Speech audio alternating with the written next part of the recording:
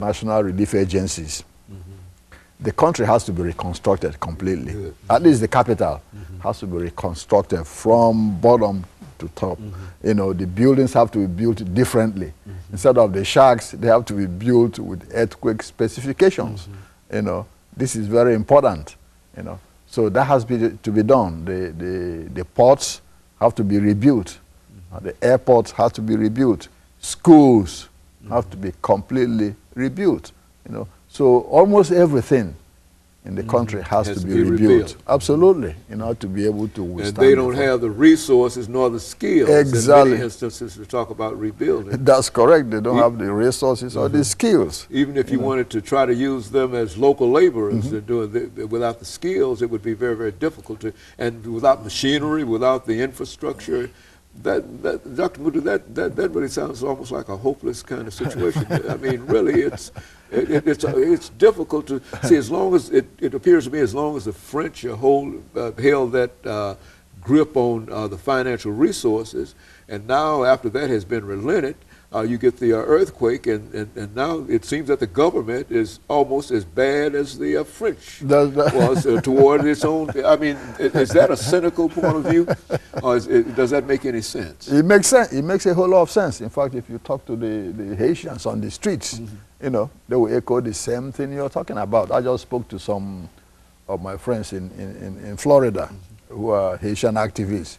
They felt hopeless about the situation. There's nothing encouraging, you know, because even those who sent, you know, monies and all this to their families, you know, still don't think the government is capable of doing anything. And so from what you've just articulated, yes, they don't have the skills and the basic infrastructure to even, you know, do anything. Help themselves. Help themselves. So what will happen? You have to have expatriates come into the country to do these jobs. So instead of those dollars, you know, getting inside the pockets of Haitians, it will be going outside, because these people from outside have to be paid, and they're not going to keep that money there. You see, so it's a very big problem. It's kind of a vicious circle, you know. So the 122 years of paying France, and then from 1947 till today, when you can say the Haitian government has been getting money, still there's nothing in the treasury, you know, to do anything at all. It's always, they're always in the red. I know when Aristide was there, whenever I talked with him, he said, government doesn't have any money.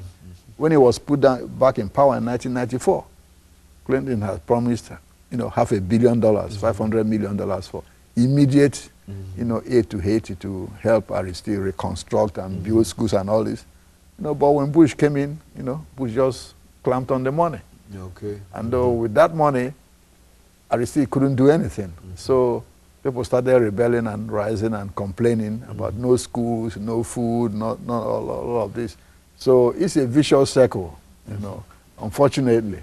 With almost no end in sight in a real sense, because there's nothing that the United Nations can't do too much beyond what it has tried to do. Absolutely, absolutely nothing at all. And then also add what you call the racial problem. Okay. Yeah, you have the mulattoes and then the real blacks.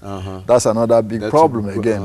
Most of the mercantile elite happen to be mulattoes who make all the money, don't pay any taxes, and keep the money outside. And then the majority are what they call the real blacks, you know, who don't have any money. Nothing is happening. This is just reminiscent of the whole slave structure that still remains there, and it's just done on modern cloth. That's correct. And yeah, I mean, you just articulated it correctly. Yeah, still. Okay, and of course, Dr. LMadu, we're going to have to end this today. Let me encourage our audience to tune in again next week for another informative edition of Comments. Thank you and good morning.